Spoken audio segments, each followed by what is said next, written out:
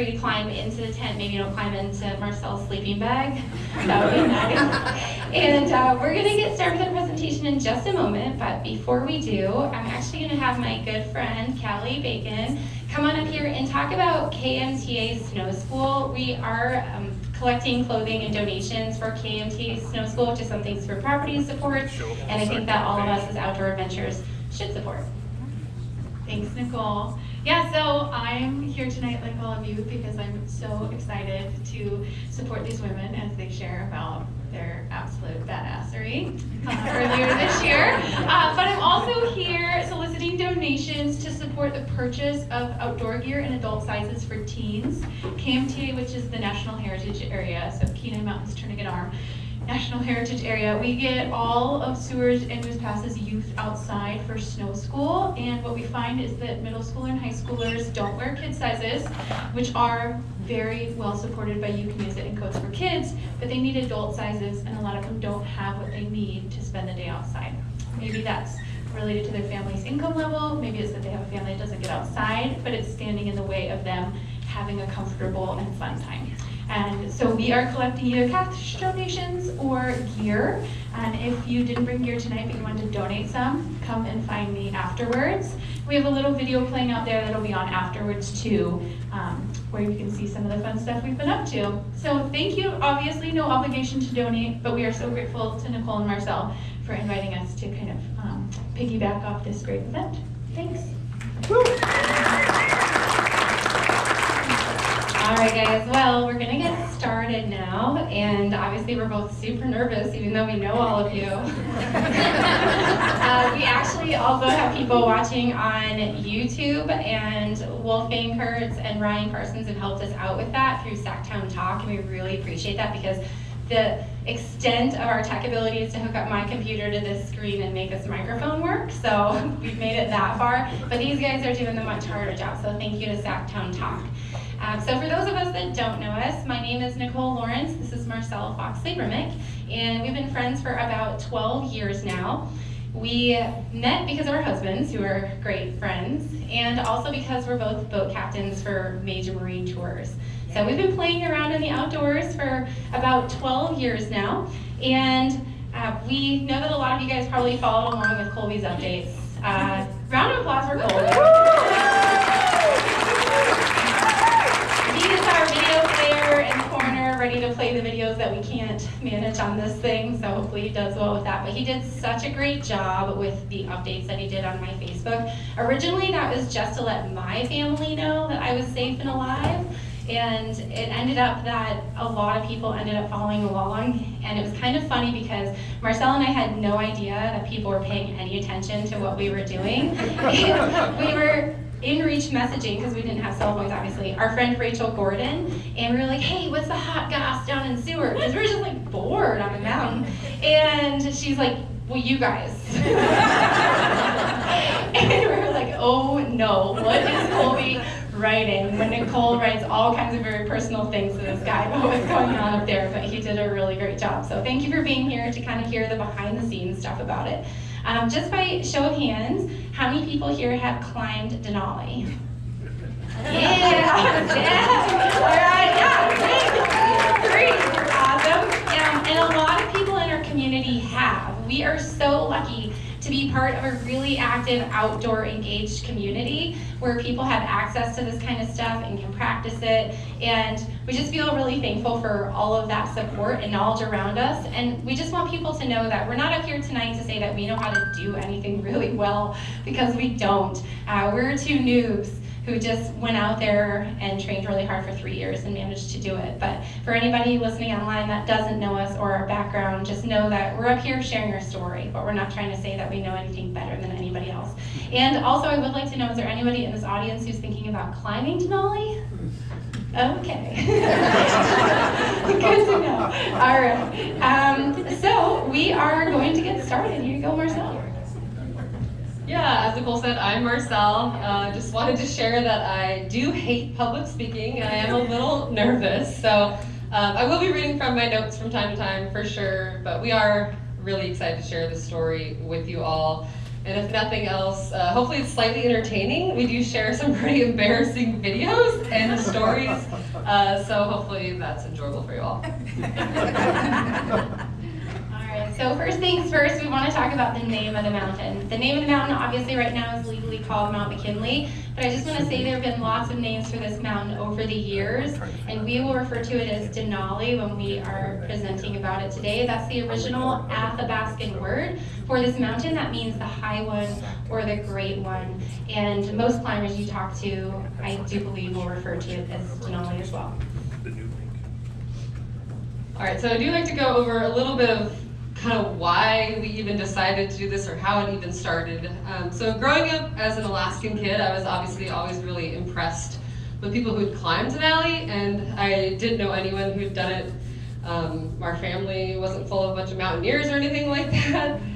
It seemed like something that only elite athletes were capable of, people who spent their time in the wilderness, and specifically men. But about 15 years ago, a friend and I, who's also an artist, were working on a collaborative painting of Denali. And while we were doing this painting, he told me that I should read the book -148. Has anyone read that book? Yeah, it's a really good book. And so that book is about the first winter ascent of Denali. And one of the climbers from that is Dave Johnson, and he's a really good family friend of my friend that I'm doing this painting with. And so I read the book, and it was just incredibly inspiring. And then after we finished the painting, I got the opportunity to meet Dave Johnson, and he was just amazing. The way he talked about climbing and mountaineering with such enthusiasm deepened my fascination with Denali. He described the hardship, the beauty, the sense of purpose, and it just made me want to have those experiences. But at the time, mountaineering was definitely not something that I did. It felt completely beyond my abilities. Never in a million years I think I was actually capable of that. So it just kind of remained as a distant dream at that time. Well, many years passed, and I met Nicole, and you all know Nicole. And Nicole is a yes person. Although, initially, when I said, hey, I kind of want to climb Denali, she said, you should find someone else to do that with. And I was like, oh, okay. But she also has a hard time with cold, and that's really, I think, where that was coming from.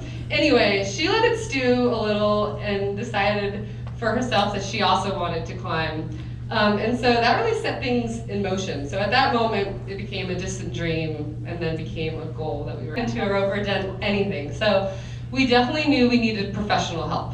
So we decided to enlist into the Alaska Mountaineering School's course. That's a 12-day mountaineering course, and that's based out of Talkeetna. And we had such a good time. Although that very first night, both of us were like, freezing cold and thought like, this isn't for us. We maybe need to quit. It got a lot better, we had a great time. So when we did this mountaineering course, we learned all of the basic skills of winter camping, of crevasse rescue, of building a snow cave. We got to finally sleep in a snow cave, which we're really excited about. All sorts of different stuff here happened at this course. All right, so then after the course, when we got back home, we sat down at Nicole's kitchen table and made a list of all the things we would need to learn in order to climb Denali. And it was a lot. We then created a plan to meet every single week for the next 3 years to research, learn, and practice all the items on that list. It was challenging, but we definitely made sure to find the humor in those moments. We did a lot of funny videos along the way, which definitely made it very entertaining and fun and captured moments that we fell, which was a lot. So we were doing that. We also purposely, one of the first things we did was we went out and bought a tent from Zach Johnson. He gave us one of his old tents that's specifically good for winter camping. And then we just started to accumulate a lot. If there was a storm that was forecasted, we would purposely, we learned a lot. But through all this practice, that is exactly what happened. And so here we're on Eva practicing crevasse rescue. When we made the decision to go climb Denali as a 2-person team, we didn't take that lightly. We knew we had to have our crevasse rescue system pretty dialed. So for anyone who's not sure what a crevasse is, which is not anyone in this room, I am sure, it's essentially a deep crack in the surface of a glacier. It forms when heavy ice flows and moves apart as the glacier travels downhill. So crevasses are really dangerous because they're often hidden under a thin layer of snow, and that's where people can get into trouble. The lower mountain of Denali is pretty heavily crevassed. So hauling someone out of a crevasse system as a team of 2 is very difficult and was one of our biggest safety concerns. With only 2 people and 1 rescuer has to do all of the work that's normally shared by multiple people on a team. So that's why we practice crevasse rescue pretty much every single time we went winter camping.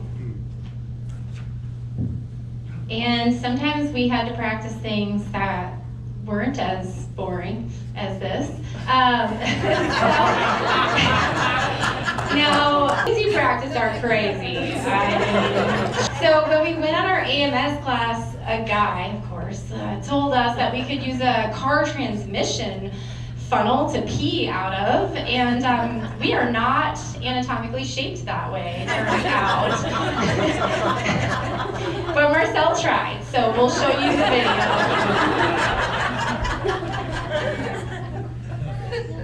Alright, God, don't be a hell. I think I'm gonna go.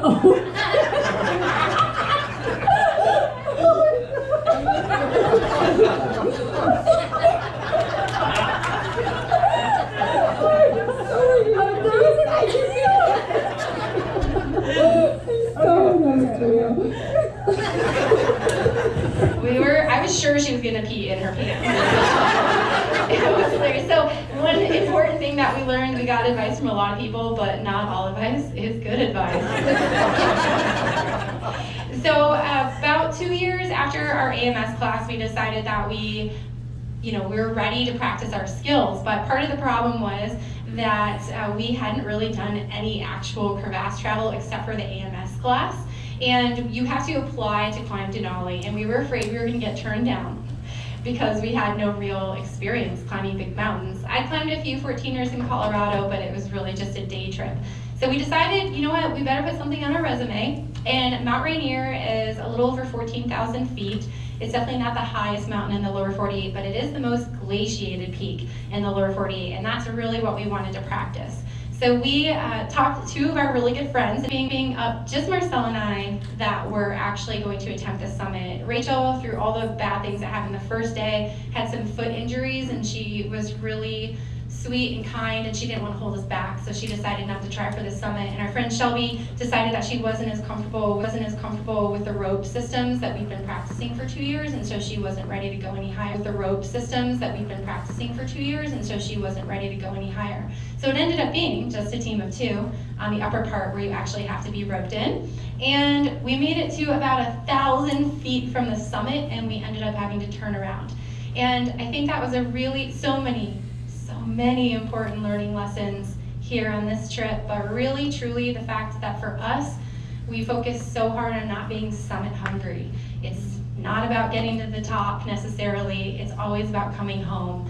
And we had a difficult decision to make. We kept going up, passing all these teams that were coming down. We're not making it. There's avalanche risk between 2 crevasses, just 1,000 feet from the top. It's just a huge wind slab that's right. Okay, but we kept going up because we wanted to make that decision for ourselves. Because part of going unguided and doing this kind of stuff is really learning how to do it for yourself.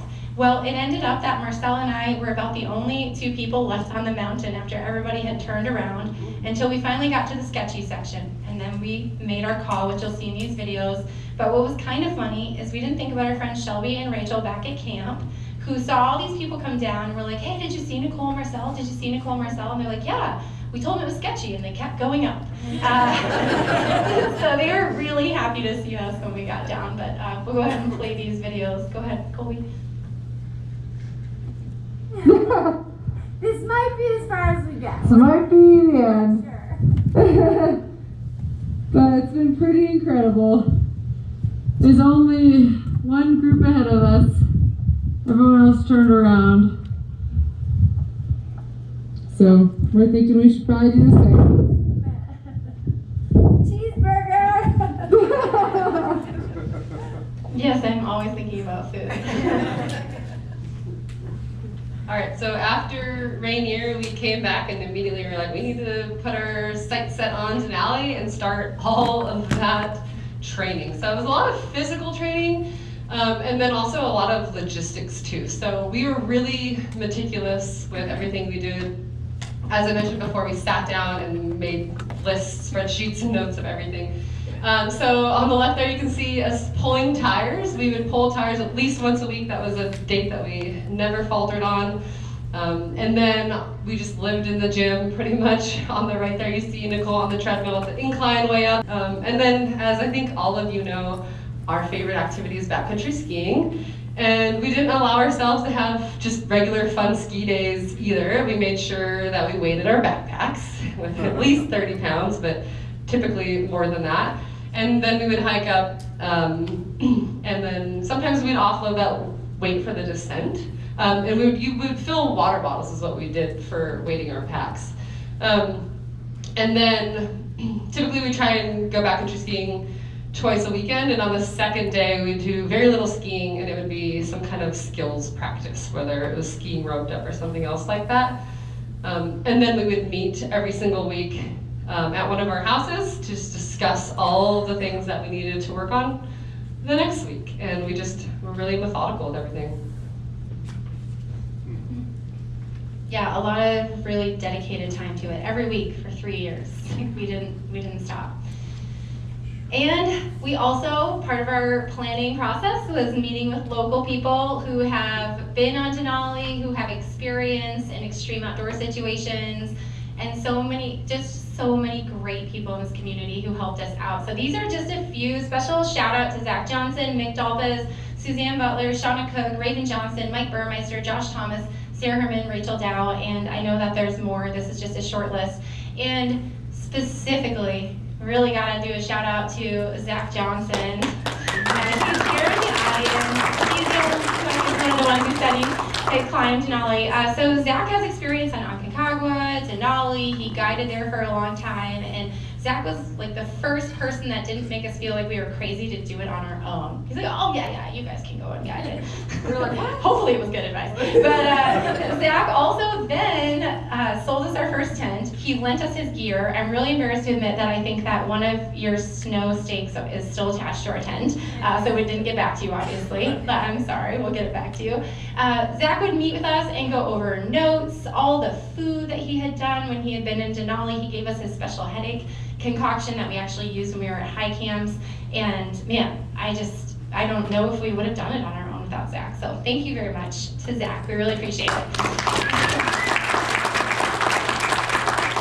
And also just to you guys, our community, I will tell you that you guys were all so supportive. Every class, everywhere we went in public, people knew what we were trying to do. We are so lucky to live in Seward, Alaska. And people would be like, hey, how's it going? How's your training? Oh, I saw that video. You did that thing. That's awesome. So supportive. When Marcelle and I were pulling tires around the block, Dan Marshall, I work out with him. We work out with him at HIIT class 3 days a week, and he pulled up. He's like, good job, girls. You know, and I just hear his voice in my head when I was on Denali and I was having tough moments, because there were a lot of tough moments of just like feeling like a pack mule hauling things uphill. I would think about all of you guys, and it would like fill me with so much joy and happiness that I was like, I can keep going. Specifically, Dan's voice.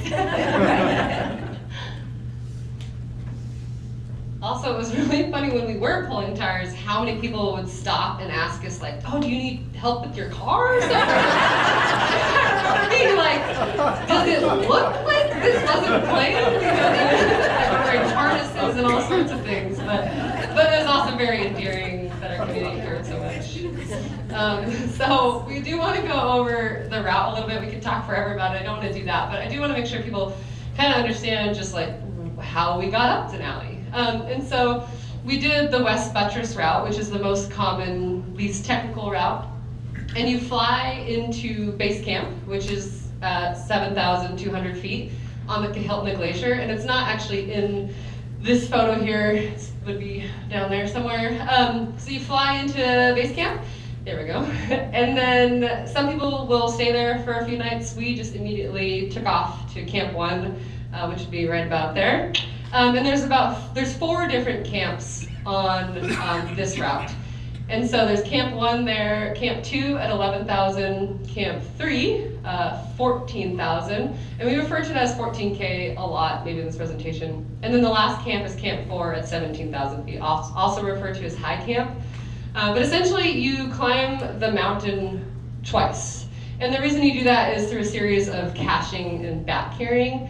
But essentially, you take half of your gear and you carry it up the mountain, buried in the snow, and then retreat back down. And then you will go and get that at a later time. Because we each had about 120 pounds worth of gear, actually 125 pounds. And you just can't bring all of that weight to the very top of the mountain with you. Maybe some people can. But back carrying and caching is the way that most people do that. Now, I do want to mention, as far as these campsites go, that these aren't established campsites with buildings or structures or a lodge. I had somebody ask me if there was a lodge up there, and not the Don Sheldon Lodge. They thought like a lodge that you could stop and get hot chocolate at. And no, these are just like places people typically will camp at, but they do not guarantee your safety. So when we went into camp, we still had to probe each time, which is what you're doing for crevasse rescue, while we're roped up, make sure that it's safe, there's not crevasses below where we put our tent, and then make sure we don't put our tent in risk of any rock fall or avalanches or anything like that too. All right, some fun facts for you guys. So the average trip length in 2025 for an unguided team was 17 days. Marcelle and I got to spend 28 days on the mountain. It felt like 3 years. The elevation gain that somebody typically climbs when they're doing Denali is about 19,000 feet because, like Marcelle said, you kind of climb up, bury things, come back down, pass your stuff, pick it up.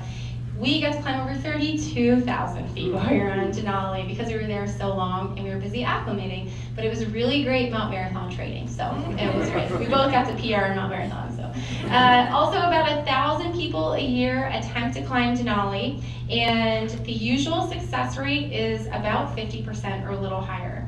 Last year it was 36%, which was one of the lowest success rates in 38 years, and it was really due to the weather. The weather was terrible. And about 20% of the people on the mountain are women. And Marcelle and I are very proud that we are 2 of 10 women in the world that climbed Denali unguided on an all-female team last year. So we're pretty proud.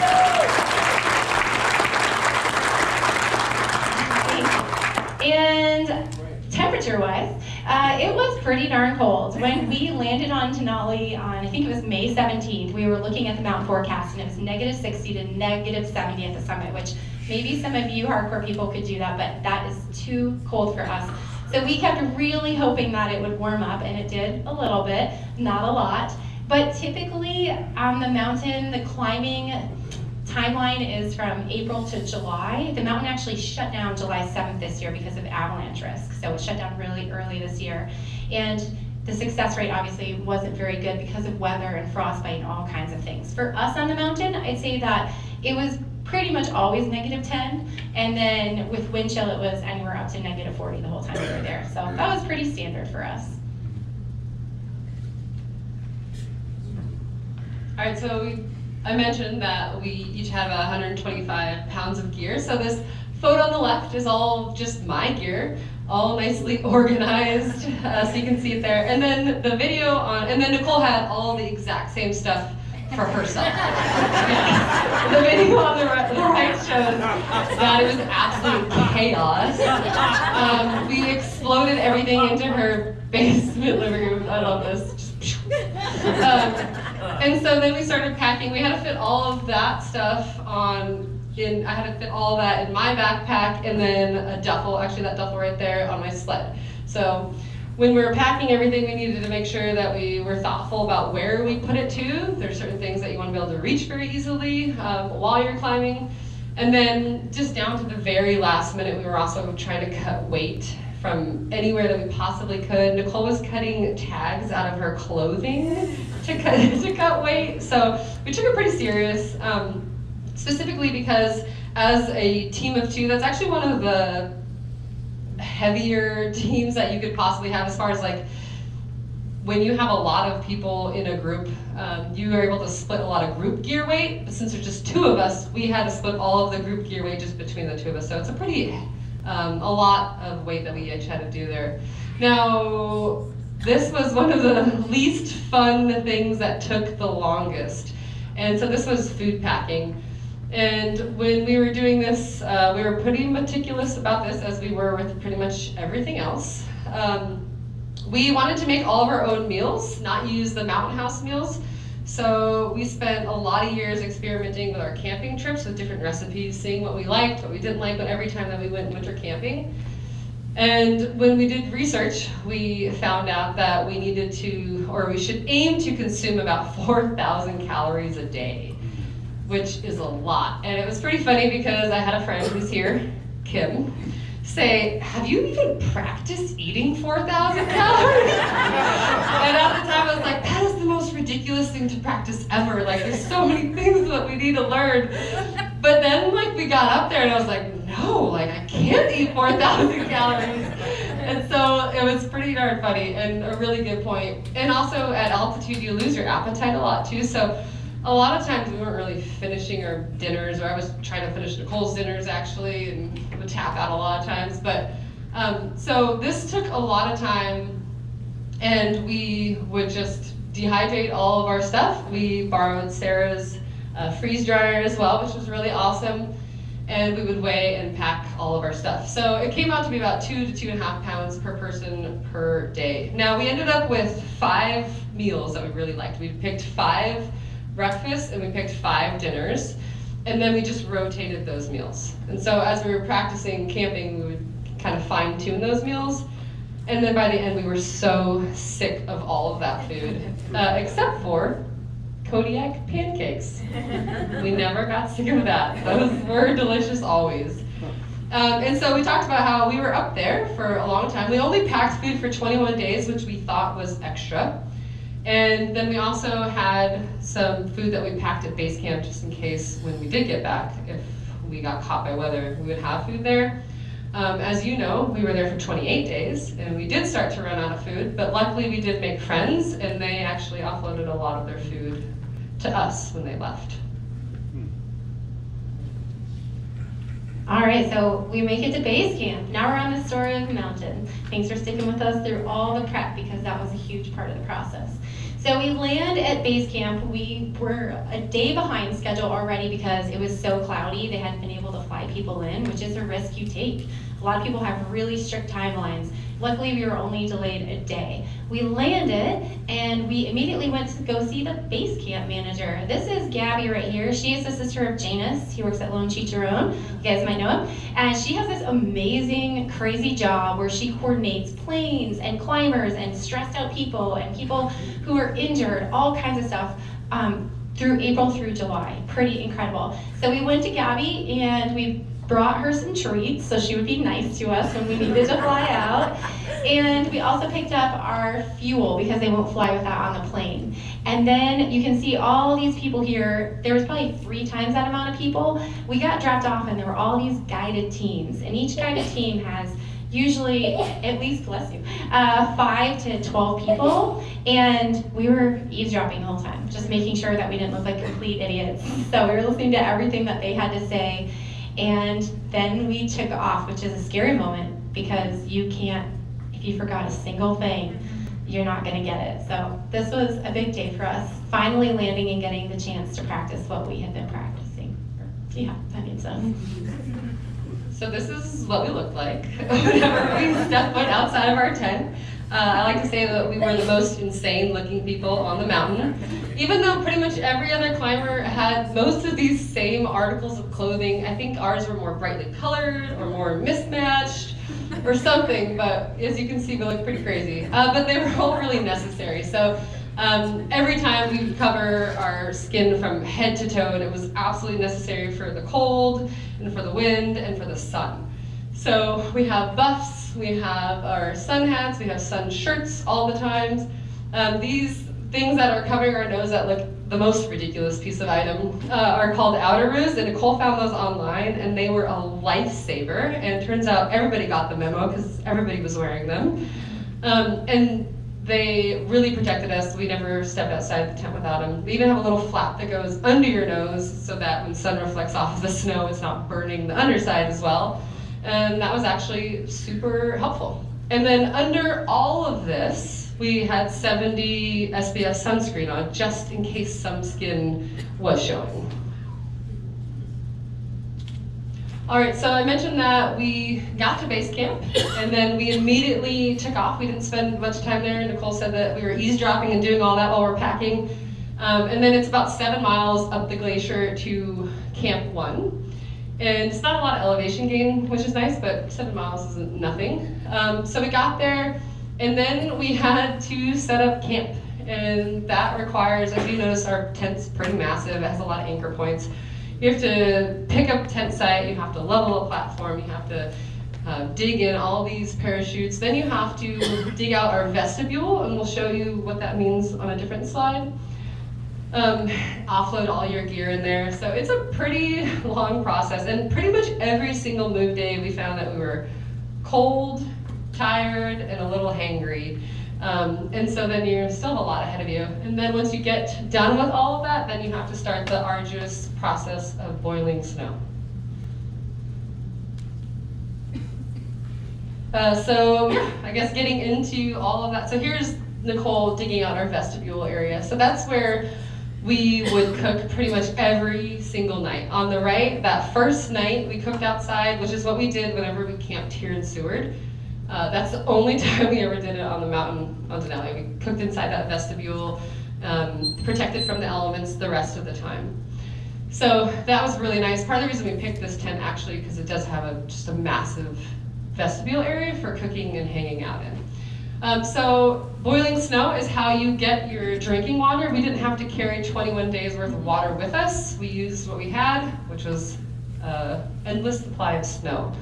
So what we were aiming for was about 3 to 5 liters of water a day. Now, just making sure you're staying well hydrated is really good for energy levels. It's actually really good for acclimating. So we took it really seriously. Anytime we'd pee, we'd be very proud of our clear pee. And so that was awesome. We were really good at that, but it's hours and hours every single day tending to that stove, just melting snow. It's a lot. And the middle photo is dinner that night, which is an upside-down pizza. That is a recipe that Zach taught us. Woo! Delicious. All right, Camp 2.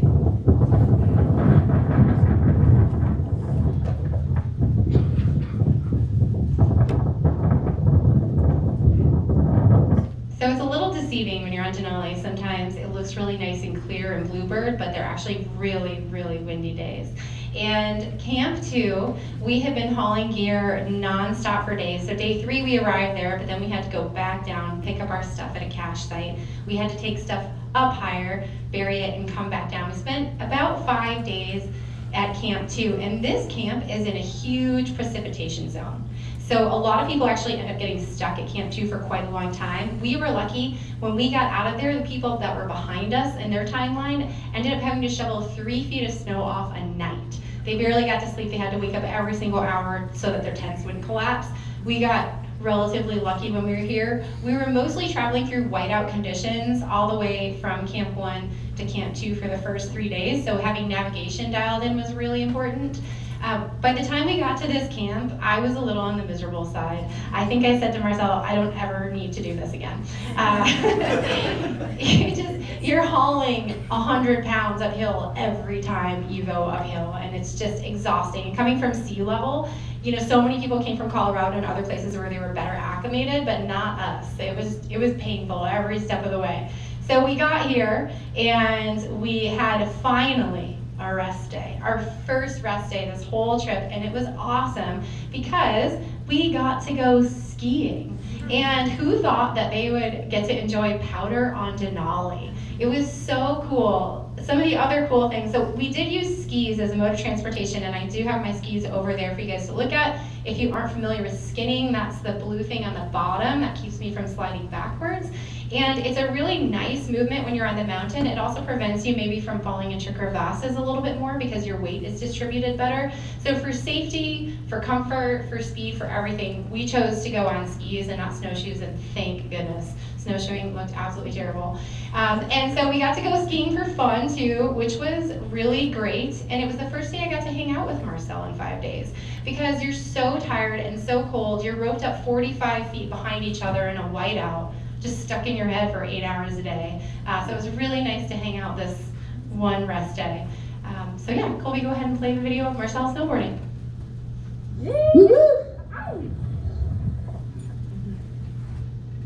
Skiing on Denali.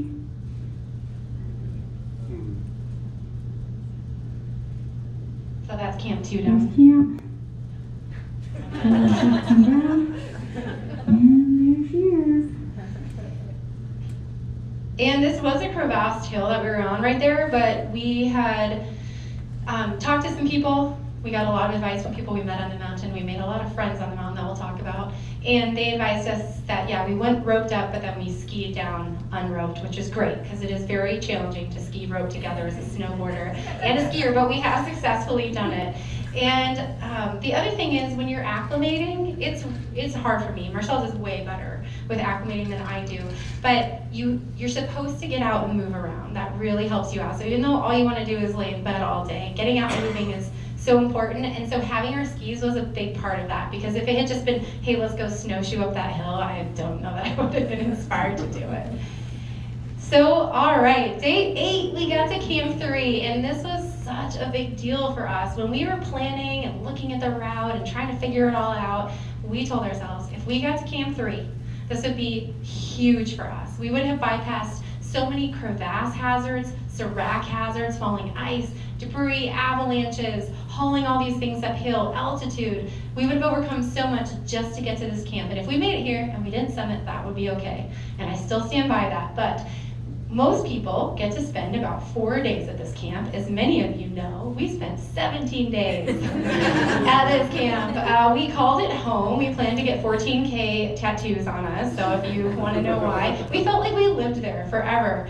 And this picture here is us walking around, which is really unique because, as Marcelle mentioned, all the other camps you have to probe out because there are crevasses that you could fall into. You cannot walk around unroped. This is the one camp that you can really safely walk around unroped, and therefore it becomes a very social camp. So we would walk up to the National Park Weather Board, where they would post a little sign showing the weather every day, and we would take our tea, and what would be normally a 15-minute walk usually turned into about an hour of socializing with people. The other nice thing about Camp 3 is that there is a national park ranger station kind of set up there. So there are tents they put up in the summertime when there's a lot of climbers, and they take them down when the season is over. But they're not there to chat with and hang out with. They're there for emergencies. They respond to body recoveries, to injuries. They're coordinating helicopters to come in and fly people off the mountain. It's really serious what they're doing, and we're very grateful for everyone who volunteers and also as a ranger at Denali. I mean, they're so incredible. So that was awesome about getting to Camp 3 and spending a lot of time there. So a bunch of our next few slides are going to be about a bunch of different things that happened at Camp 3 because we felt like we were here for so long, and it's a cool part of our story. Yeah, so we both totally underestimated how social we would be on Denali. In my mind, it was just going to be Nicole and I embarking on this adventure together. But then when you spend 17 days in one place where everybody's waiting on the same weather window, you get to know people. So the friendships that we found on the mountain was probably actually my most surprising and rewarding aspect of the entire climb. And I know it meant a lot to Nicole as well. We just met so many amazing people while we were up there.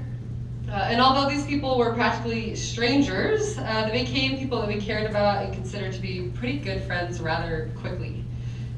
So everyone was always looking out for each other and helping each other in really small ways, but also in some really big ways as well. People that were practically strangers were risking their lives for other people that we witnessed. It was really amazing to see. So this slide depicts some of our closest friends that we made on the mountain. We feel like we need to mention them because they were such a big part of our climb. These are people that we saw practically on a daily basis. Some other people that aren't in here that I do want to mention is this group called the Veterans Adventure Group. And you can think about what that acronym is. But anyway, they were also amazing, and they're not posted in here, but it was pretty good. So anyway, what we have here is, first off, I want to mention Nicole Sims. So Nicole Sims is awesome. Actually, Nicole, right here, is going to talk a little bit more about her later, but she guided on Denali for many years, and she was just on her own personal trip here doing something called an FKT, and then this guy, kind of in the middle there, that's Riley, and that's her support crew and really good friend, and he was just there to help her. And then in the back is our buddy Wyatt. We actually met him before we even got on the mountain. He was the very first person we met back in Talkeetna, which was great. And actually shortly after climbing Denali, he moved to Seward, so some of you might even actually know him. And then we have here in the middle playing this video, that's Tony. Tony would come over and play cards with us. He visited often, and I think it's just that he had the tiny, cramped tent that he was trying to get out of. He was really wonderful. And then the guy on the right, that's Nathan. He's a soloist. He ended up summiting twice because the next day after he summited was just so nice. Why not go back up again? So he's kind of a maniac and a really awesome guy. And then the two up top on the right there, that's Chris and Levi, and they're 20 and 24. They're so young, and they became some of our best friends on the mountain, despite being quite a bit younger than us. And so we actually met them when everybody else left. It was pretty much perfect timing. Everyone was going down. All of our good friends, our core group, were all gone. We met them that day, and they were like, yeah, we play card games, we play euchre, and Nicole was just like, euchre? Like, I love euchre, and I was like, I don't know how to play euchre, but I will learn. And so they schooled us every single time, except for the very last time we won. And then we were done, we were like, end on a high note. So these are some of the buddies that we made, and it was just a really special experience for us. Yeah, so someone who was really important that wasn't included in any of those photos is Greg. And the reason is because Greg has his own few slides. So, sorry, I want to actually have notes for this. So this is a video of Greg coming back from his summit push. As it says here, at this time when he did this, he did make it to the summit. There was only a 10% summit success rate, and that was like 15 people. So he was one of 15 people at the time, and he was really excited. He did his summit push from 14K, which is where we've been hanging out here. Most people do it from 17, so it's just a really long day where you're exposed to the elements for quite some time. I think, we don't know exactly how long he was out there, but yeah, I think it was like 24 hours. So we were really excited and we were cheering for him, but this was before we realized that he had some pretty severe frostbite. When he finally took off his boots, the tips of his toes were a deep shade of purple, and he had absolutely no idea. And so he immediately went to the medical tent after that and stayed there the remaining time until he could get flown off the mountain. And so I might seem kind of lighthearted about this, partly because Greg he has such a positive attitude about the whole experience. And he said it's okay to share his experience with all of you. But frostbite is really serious, can be trip ending, it can be life-threatening, and luckily it wasn't in his particular case. But it was a really good reminder for Nicole and I as we saw this happen, especially because he didn't even know he had frostbite when this happened. To just be really diligent about our foot care. And it actually was a lesson that was very helpful for us on summit day. And then it also helped us solidify, there was a lot of talk around camp about like, well, do you summit from 14? Should you go to 17 or not? And after that happened, we're like, we're not even considering it. Like, it's not worth it. And so I'm really happy we didn't try to do that. All right, so you're probably wondering, well, he got frostbite, obviously some purple toes. Did he lose any of his toes? Well, we ended up seeing him a few months after he got off the mountain. After he climbed Denali, he let his toes heal up, and he then came back to Alaska to hunt on Kodiak. You just can't keep this guy down.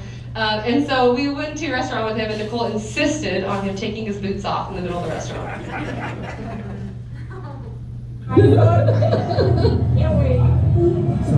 Yeah, well, look right there, right? There's your boot off. Oh my god. So they legit took them off. Right? This is the one I got to keep. So thank you, Greg, for letting us share this stuff. He has a great attitude about it. He says it didn't affect his balance, but it doesn't mean it wasn't serious nonetheless. All right, and another person that I want to talk a little bit about is Nicole Sims. So Marcelle mentioned something called an FKT. And before we got on Denali, I had no idea what an FKT was. Some of you guys probably do. I'm sure everyone in Colorado knows, or that kind of people, but fastest known time. So fastest known time is you start at base camp at 7,000 feet on this particular mountain, and you go all the way to the summit at 20,000 feet and all the way back down to base camp. And how fast you do that is known as the fastest known time.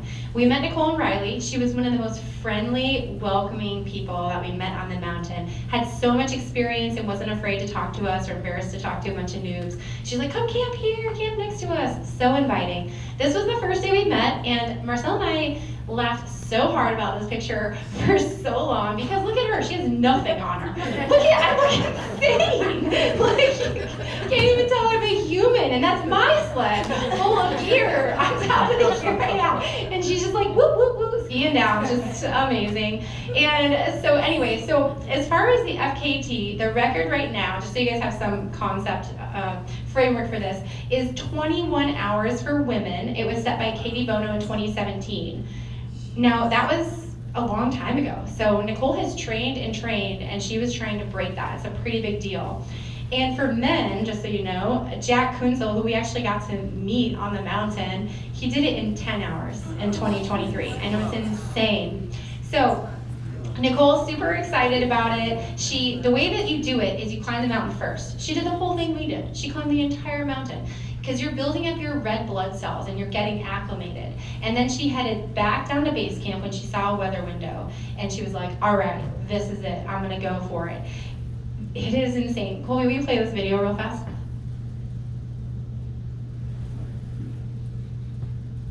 There's Nicole, crushing it on her way up to the summit today for an FKT.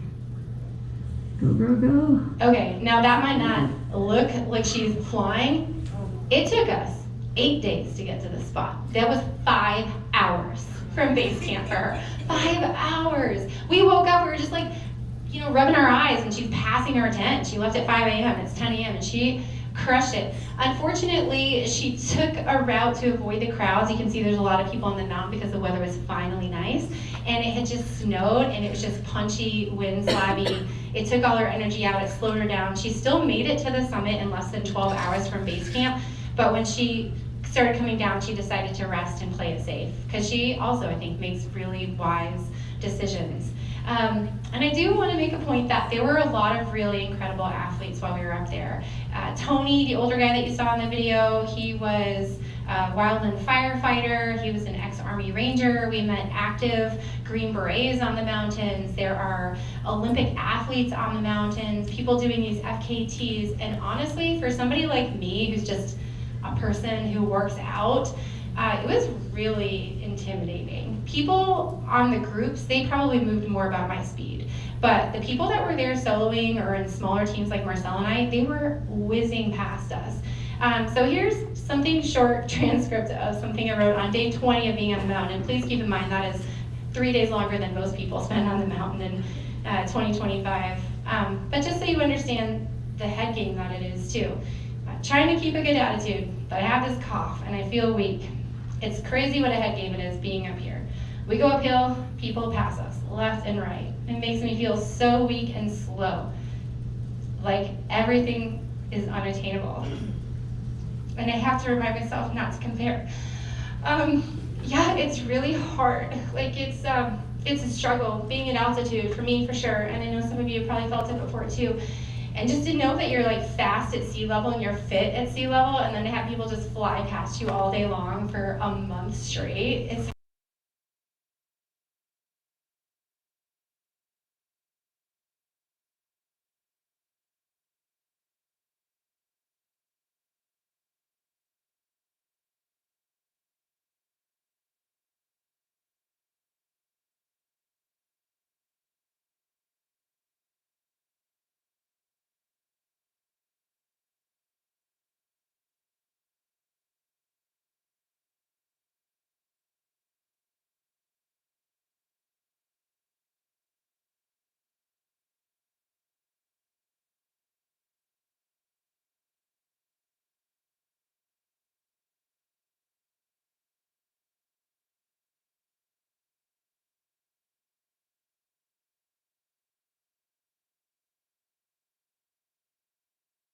we met. Now, what did we do to pass the time? 17 days is a really long time, and we found things to fill it. You can see Marcelle scraping the ice off the top of the tent there. We had to do that every single morning because it would freeze, fall on our face, fall on our food, get our gear all wet. And so she's using our frying pan and our spatula because, you know. And then we have a gross sponge on the table over there. And that is what we use to like wipe the condensation off. Oh, it's gross, but you can smell it. And then we were playing Frisbee with some Japanese teams, which was really cool. We had some shows that we downloaded, but what's crazy is they only stay on your phone for 30 days. And we were on the mountain for so long, they all started to expire. So that was really disappointing. We downloaded ridiculous things that we would never watch here ever, just so we could feel like we were somewhere else in the middle of a storm. So if any of you have watched Love Island, that was our poison of choice. And something that was really cool, you know, we have these daily duties and you're like, how do you pass the time? But like Marcelle said, making all that water, that probably takes 5 hours a day. Changing your clothes takes an hour because you don't want to. Peeing takes forever.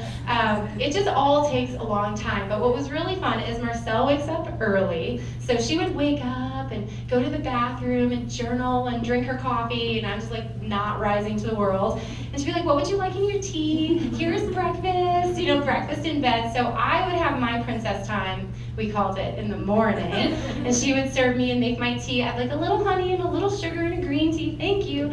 And in the evenings, Marcelle would cuddle up in her -40-degree sleeping bag and I would make us dinner and serve it. So we each had our princess time every day, which was a really nice way of also not overcrowding the vestibule where we had to cook.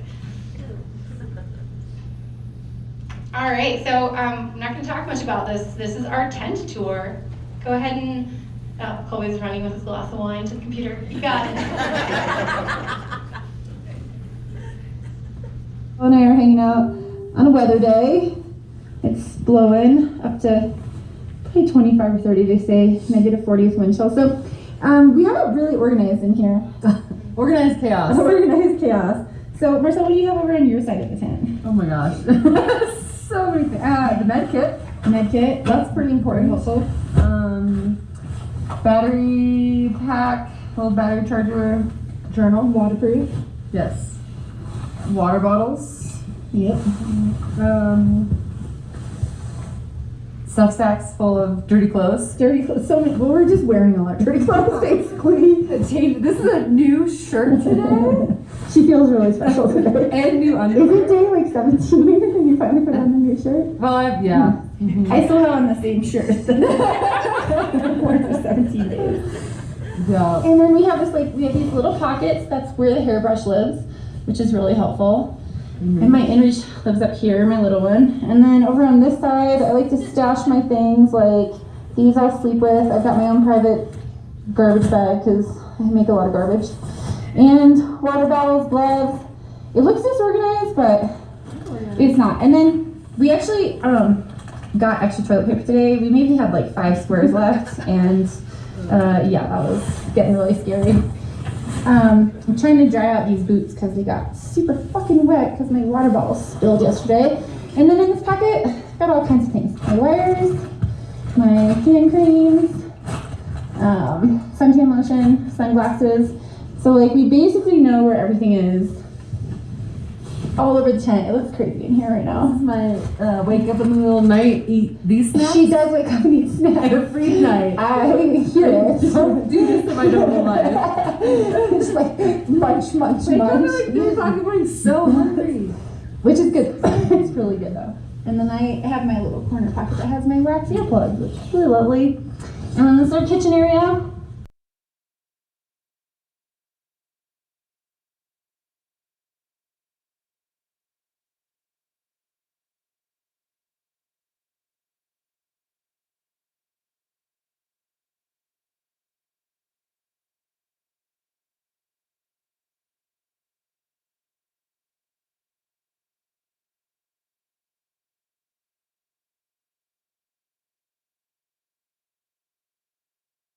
Bathroom questions, I figured we should just address that. It's one of the most common questions we get. It's just like various questions about how on earth that happened up there.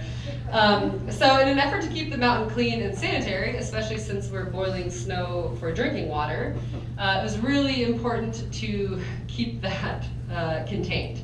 And so you're not allowed to do your business in the snow. At least not number 2. We were allowed to have a specific pee hole area that you designate in your own little campsite. But if you have to poop, you have to poop in a bucket that's lined with bags. And we didn't each get our own bucket. We had to share a bucket. And that is a photo of Nicole sitting on that tiny little bucket. It was very kind of her to let us use that photo. It's a live action photo there. And so these buckets are called clean mountain cans. We refer to them as CMCs, and they're issued to us back in Talkeetna by the Park Service. And so they issued 3 of them. And in fact, we have a really funny story about the Park Service issuing us these cans that we won't get into now, but you can ask us about that later if you are interested. But they were mortified. So as you can see, there's absolutely no privacy at all. Many times there are people walking around as we're doing our business. At some camps, we were able to build some snow walls and have a tiny bit more privacy, but never did we have full privacy. Both Nicole and I had some pretty awkward moments with people where we had full eye contact while sitting on these cans. I remember being like, hey, and waving to someone. And I think Nicole held a full conversation with someone. So that's what that's like. You just like can't care. And then in the middle of the night, if we had to pee, we didn't want to go out into the elements, so we had this pee bottle here. So you get out of your sleeping bag. It was just awful because it was so cold. And then we go into our vestibule area and use our little pee funnel. We bought real pee funnels after the transmission. Yes, after the transmission. And then we pee in this massive bottle here. And that was really quite nice. Some people would try to pee in the tent itself, but we had a mishap on our AMS course years previously, and we made a rule that we were not doing that we would step outside every time when we were on Denali. And so that's what we did. All right, so a lot of people were like, what is this poop crevasse? So when we poop in this bucket, then you have to tie a little knot in, and you have to carry your waste with you on the entire mountain, except for at 14,000 feet, you are allowed to offload that weight. Now, obviously you don't want to carry poop around with you anyway, but it's also really nice because that's weight you're carrying. So we definitely wanted to get rid of it. So here at 14,000 feet, this is Nicole throwing the bags into the poop crevasse. You can see that wand right there. Obviously you don't want to step foot past that marker. That's the marker for the edge of the crevasse. And it's wise to be roped up for this. The first time we went, we were. And then we kind of knew what we were doing a little bit. We stayed further back. But it was probably the biggest crevasse that we encountered on the entire mountain. And let's face it, it's never good to fall in a crevasse, but this one in particular would be very shitty. All right, so Nicole had mentioned how excited we were to get toilet paper. So at this point, all of our friends were leaving. Many of them simply just ran out of time and couldn't wait any longer. We're lucky, we work for Major Marine Tours and they allowed us a lot of time off, thankfully. But a lot of people were just like, I gotta get back to work, I have to get back to my kids, or whatever else it might be. And so people started to having to go off of the mountain, which worked great for us, but 14K did become a total ghost town. At this time, the forecast was everyday polar lows. There was no weather window in the foreseeable future that we had seen at all. And at this time, we're approaching our original end date, that 21 days, and we were running out of food. So our friend Tony that we mentioned ran out of time, and so he brought over all of his remaining food and treats for us. It was bittersweet because we were sad to see him go, but at the same time we were so sick of the food that we had left, and we were running out of it. So it was a little bit of both. And then also he's from Salt Lake, or not Salt Lake, he's from Tahoe, and he has a Trader Joe's nearby. So all of his food was delicious. It was from Trader Joe's. And also at this point, Nicole had been saying for multiple days that she had been craving salty fish, which I thought was disgusting. But Tony has in here some smoked salmon, and I had never seen Nicole happier than in this moment. In fact, when Tony left, he made us promise multiple times that we would share all of our food with our new friend Wyatt, which we're like, of course we will. But Nicole, as soon as Tony left, was like, I am not sharing that smoked salmon. And luckily, she did share it with me. So sorry for just spilling the beans on that secret. But many of our friends did this for us, which was really wonderful. So this is just a quick video of this, Tony's Christmas day with us. Well, that was quick enough. So as I mentioned, well. Okay, Colby, you can try it.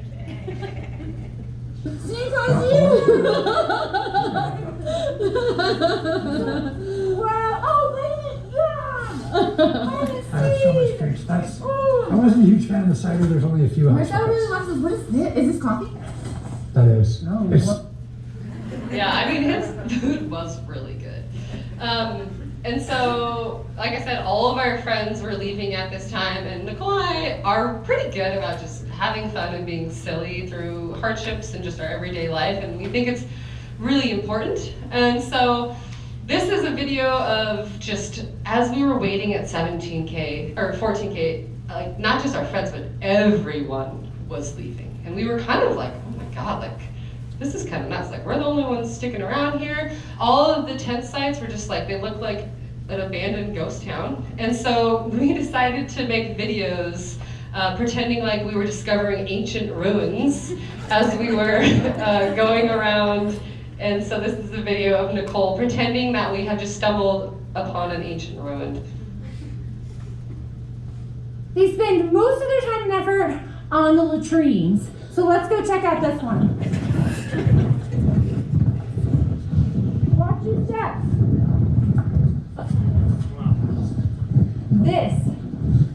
This took some time. And if you look at it, there are in fact hieroglyphics built up in the wall. You see a smiley face right here? There are names and initials. Oh, and look at right here. We know it's the bathroom because it says doo-doo. Who? Doo-doo who cave. Pee-wee doo-doo. And the funny thing about this is when we just started filming before we even checked out the site, so we had no idea any of that was there. We're like, what? And it was a lot of fun.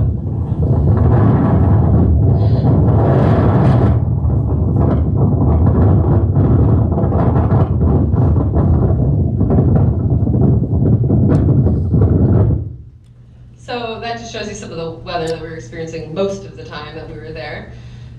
So while we had given ourselves a month to climb Denali, we were still beginning to wonder if we're going to run out of time, because at this point there was not a single weather window in the foreseeable future. We had paid someone, Chris Tomer, to give us weather forecasts. Also Rodney was wonderful and was enriching us this information he had as well, and at this time there just wasn't any chance of a summit window, which was pretty defeating.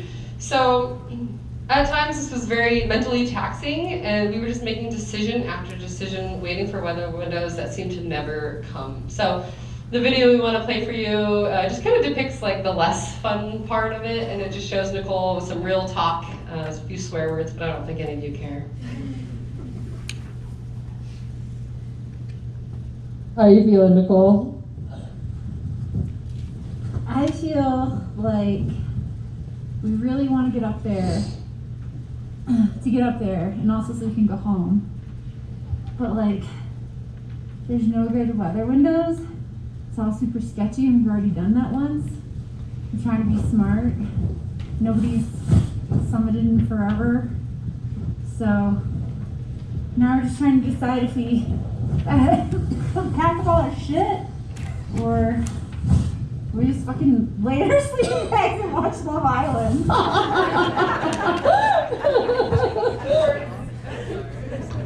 Which of course we did not get to watch because, well, we were in the middle of an episode and it was saying expiring in 12 minutes. And then all 60 episodes expired, so we didn't miss out on much, I'm sure. All right. Yeah, some good Kurt Russell movies. So the fixed lines in the head wall. So that's 14K or Camp 3 down in the distance below me in that picture. And there was this thing called the head wall. It's about 1,500 feet. And it's a decent steepness. We skied down it lots of times. And then above that, there is the fixed line section. And you can see that that is about 55 to 60 degree angle slopes. And there's a lot of blue ice on it. And it is the crux of the climb for a lot of people. Luckily, Marcelle and I had actually practiced with our ascenders, and we'd raked up stuff like this on the side of Mount Alice just to pretend we were doing it because we didn't want to look like goobers when we showed up to it. So this section right here, we practiced a lot of times. Most people only do the fixed line section twice. Once to go up and cache some things, a second time to go on their summit bid. We did it at least 4 times, which is how we got to that 32,000 feet of climbing.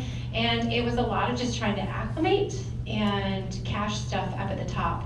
Now it is really a dangerous section, not only because you could fall, but also when we were standing at the bottom, at one point an ice axe came loose from somebody's hand or somebody's pack, and it came flipping down the mountain right at us.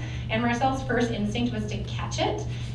Luckily she didn't, and it went past us and landed in the snow. But if it had hit anybody on the fixed line section, if it had been crowded that day, that would have been really bad.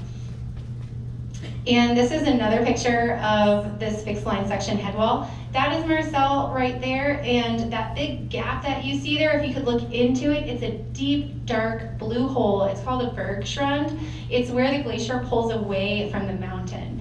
So it's a really cool thing to have to cross, but also a little bit scary and quite steep. And then on the right, you can see all of these people that are climbing up there. This was right before the weather window where we were going to summit.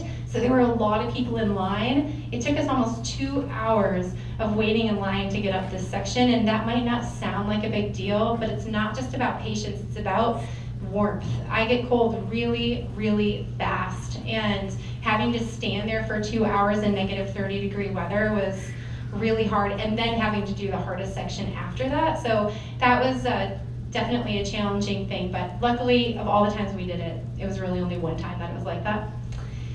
This is 16K Ridge. This is absolutely beautiful. When you read or hear about this, people will tell you this is the first time it feels like real mountaineering, where you really have to start watching your step, not from falling in a crevasse, but from falling off the edge of a mountain. So for us, it was a really fun part. Absolutely beautiful views in these videos here, but you can see it's a sheer drop on either side, and it kind of feels a little bit like a suicide pact because we're roped up together. And if one of us went, the idea is if Marcelle started sliding down that way, I would maybe throw my body off the other side of the mountain and try to save us. Luckily, it did not happen because I don't know if it would actually work. But one of the scariest times that we had was here on 16K Ridge.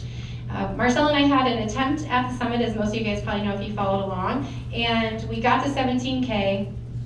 It was really late, we were freezing cold, our stove didn't work. We couldn't eat dinner. We were exhausted. We just carried 65-pound packs up the mountain and it had been a 10-hour day. And then to not be able to have water or food was a pretty big deal for us, especially because we thought we were gonna try to summit the next day. We woke up the next morning, which you'll see in a different video, and we realized we wouldn't be able to summit. The weather window was just closing out on us. And we decided to go down. And our friends Nicole and Riley that we talked about were like, hey, you should just stay at 17K with us. But our weather guy that we paid for weather forecast was like, yeah, you should not do that. And so we're like, we're going down against the advice of somebody who had guided on Denali for 6 years, which it's tough decision making. So Marcelle and I start going down, and we're the only ones going down. And the clouds just come in, you can't see anything. It's a complete whiteout, which we don't have a video of, obviously. And the winds are whipping at least 35, 40 miles an hour. And we have these giant packs on, and we're roped up, and we're traversing this ridge line. And it was really scary. At one point, I'm just behind Marcelle, and I'm just stopped because I have to keep the rope tight. Otherwise, if she falls, I can't catch her. And the rope's tight, but it's just stopped moving. And I can't really see what's going on or anything. And I'm just standing like almost right in the very exposed area with no rocks around me. And I just know it's a fall on either side, and the wind's whacking me both ways. And I finally like decided to risk it and like deal with the rope and got up to Marcelle. And she never really gets cold hands. And she had cold hands. And so I gave her some hot hands, and she was all better, and we kept moving. But being exposed like that, in those kind of winds at those temperatures, even just for a little bit, your core temperature starts dropping really fast, and then you don't have fine motor skills, and then walking and not tripping over your crampons or not getting them caught on your pants is really hard. So one of the scariest moments that we had was on that ridge line, but we are just showing you the really nice pictures. Yeah, that was definitely probably one of the scarier moments that we had, and there's a lot of difficult things with rope management too, and yeah, it was a really brief period, but it was very scary. So glad that we got back to 14K. We were just like, oh my gosh, it's so good to be home. Like, even though it was also a bummer to have had to pack up our entire camp again and go all the way back down, knowing we'd have to pack it all up and bring it back up there if we ever got the opportunity again. So yeah, Nicole kind of already went over exactly what happened there, so we'll just play the video. This video is us discussing, like, all right, this is us at 17K, and we're like, we have to go back down.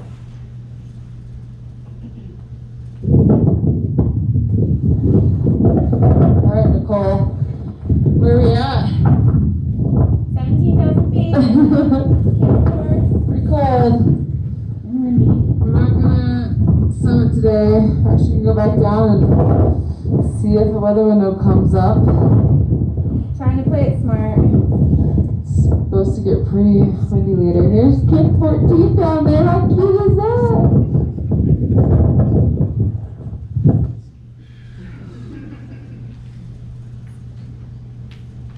Yeah, so besides, speaking of hard things, besides the laughter, fun, and camaraderie we experienced, we do think it's important to talk about the hardships as well, and I'm probably just going to read directly from my notes for this part. So some of you may have heard about the fatalities that happened on Denali last year. Both happened while we were on the mountain. So it is a small community up there, and you do get to know each other pretty well. So we were becoming friends with two climbers from Seattle, Nick and Ben. You could say they were our doppelgangers. They referred to us as that later. Because we were another two-person team that were going unguided, and I'm a split boarder, Nicole's a skier, they were the same, and they were just really pretty lovely. There's an alternate route to the fixed lines and the 16 ridge that we just showed you guys that goes to high camp, and it's called the Rescue Gully. So many people actually skied it while we were at Camp 14. But the day Nicole and I moved to high camp was absolutely beautiful, and I couldn't stop taking photos of 14 camp below us. I snapped a few photos of these two people skinning up right here. I just thought, how amazing is that? You can see 14K, them heading up the head wall, and these beautiful peaks in the background there. So as the people approached us, these two, we realized it was Nick and Ben. So we talked with them for a bit, then we parted ways. We went towards the fixed lines, and they headed towards the Rescue Gully. They wanted to do one more day of acclimatizing before they're moving up to 17K, and as we talked about, skiing is a really great way to do so. I remember as we parted with them being pretty jealous and being like, man, I really would love to ski the rescue gully and not be doing what we're doing right now. The next morning, on the day of our summit push, we received a message on our inReach from our weather guy, who Nick and Ben were also using. And the message said that Nick and Ben had triggered an avalanche a few hours after we'd seen them, and that Nick did not survive. It was a really heavy way to start our summit day. When I returned home and was looking through my photos to show friends and family, I realized that I'd completely forgotten that I had taken this photo of Nick and Ben that day, actually, and that was just hours before the accident. And so I did reach out to Ben to obviously give him my sympathy and give him this photo, and later he told me that it's his favorite photo of him and Nick. So that was really special, and since then we do correspond through email every now and then, which is pretty neat. But I want to share this to be grim or to suggest that we lost someone that we were deeply close to. But I do think it's important to talk about and be honest about the reality of climbing a mountain like this. Decisions up there can be life or death. Also, you do form bonds pretty quickly, and you do care deeply about other teams' safety, even if you haven't known them for very long. So Nicole and I often highlight the adventures and the fun stories, but we also wanted to share with you some of the hardships and difficult moments that also feel important to acknowledge as well.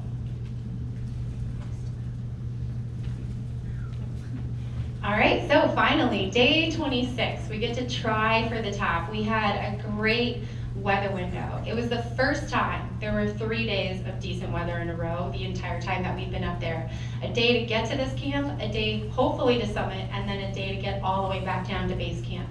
So we woke up, we had about 10 to 15 knots of wind. It was about -30 out, really the best that you could hope for. And it does say Nicole let us out of camp and up the Autobahn. I led, to be clear, because I am slower than Marcelle, and she had to put up with my slow pace. But the altitude, as I mentioned, really gets to me, and I set a really nice, consistent pace, and I don't take a lot of breaks. So it's just nice to kind of keep walking slowly, and the first thing that we had to do was get across the Autobahn. You can see it up there in the corner. It's this huge side hill that goes into a glacier, and it's where most deaths occur on Denali historically.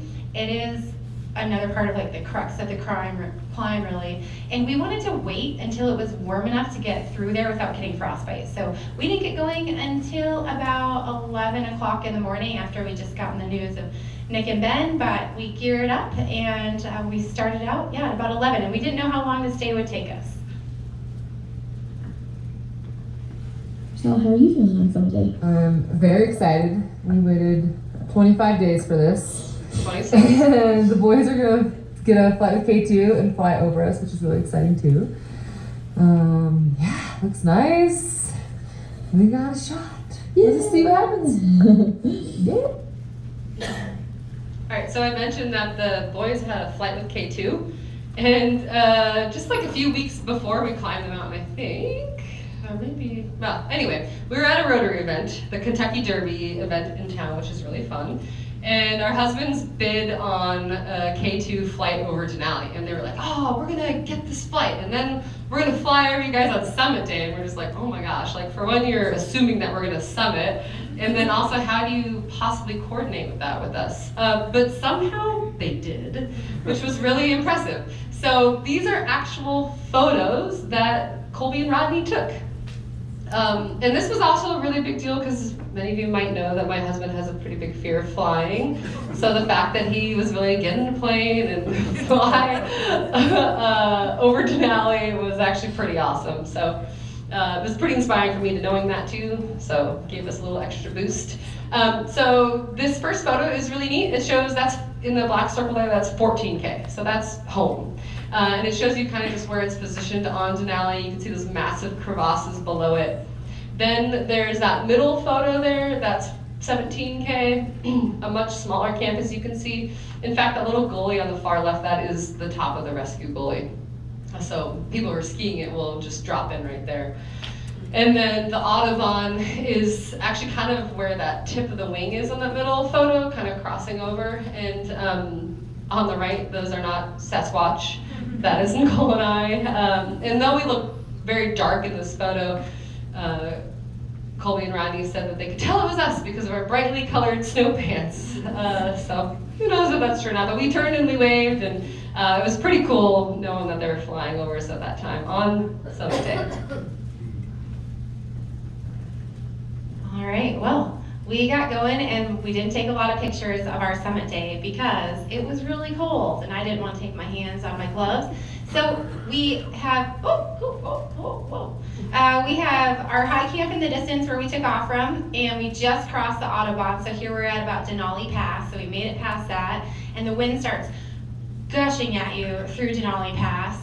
And then it was consistently windy all the way up to the top, but only about 15 knots of wind, which doesn't sound like a lot, but man, it is cold up there.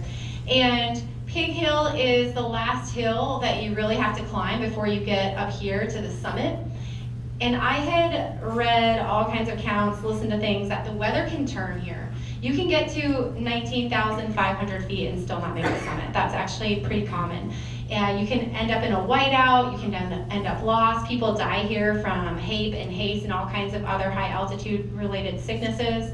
And the walk was real long. I think it ended up taking us about 7 hours from when we left to the time that we got to the top. And along the way, we were doing a lot of cold management. I actually had to take off my crampons, my overboots, my boots, and rub my hands on my socks to warm up my feet at least 3 times, and Marcelle was having to wait for me that whole time. And I was pretty efficient about it, and she knows my cold situation. And then also, it was kind of funny because there's probably still nerd gummy clusters like leading a trail all the way to the top. My hands were so cold, I would just take 30 of them and stuff them in my mouth like a chipmunk and try to chew and breathe at the same time. And Marcelle said as she was following along, she would like see them. So these are just a few of the pictures that we took on our way up there. And then this video, most of you guys have probably seen, but and this moment was the first moment that I let myself realize that we were gonna make it, because I never really cared about making it, which I'll talk about in a minute, but I know it all had to do with health and weather, 2 things we couldn't control, and I was dealing with some health stuff, and the weather had been awful. So I never wanted to get my hopes up. I'd rather keep my hopes down and be surprised. And this is my moment of surprise. And Marcelle has no idea while I'm taking this video that I'm having a very emotional moment. So her response is kind of funny to me. So go ahead, Colby. That summit. I can't believe we're almost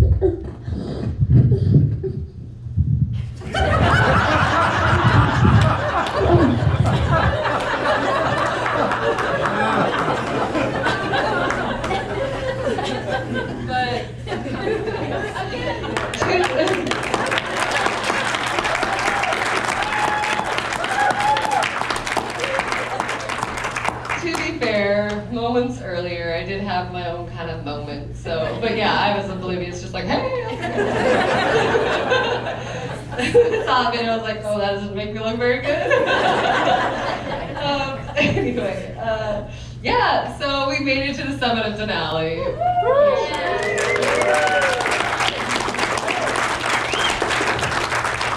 Which was pretty incredible. So that was about 11 hours round trip from 17K to the summit and then back down to 17K. We had the best weather possible. And it was perfect, and I can't imagine doing it any colder or windier. I was just like, how do people do that? It's crazy. So we got really lucky, and we also got lucky in that it was a clear day. We did so much research ahead of time. We watched so many videos, and a lot of people are summiting on days where you can't see anything. So we were rewarded with this absolutely stunning view as well. So that really did make it all worthwhile.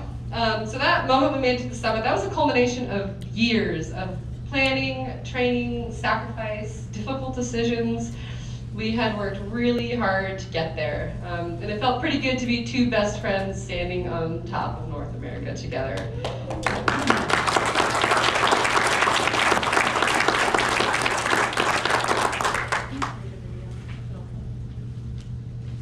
Yeah, and there is a video. Yep, on the next slide. So we mentioned, so the people we were playing frisbee with earlier, the Japanese team from Billy, the Japanese team, he was up there with us at the same time, and he took this video for us, which is pretty cute. The Sonic Coast!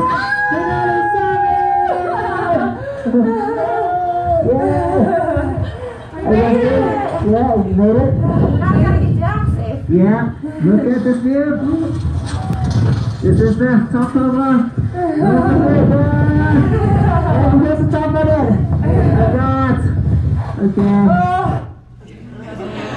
Yeah, so I had taken my glove off. I was barehanded up there to take that first photo, and you can hear us like breathing, like oh my god, like it's so cold.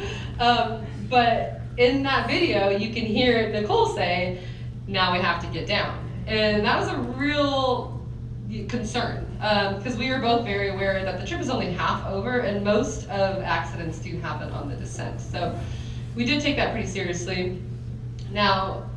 So we got back down to 17K, spent the night, packed up our camp, and then headed all the way back down to base camp in one day. So what had taken us 25, 26 days to get up, took us one day to go down. So that's an elevation loss of 10,000 feet.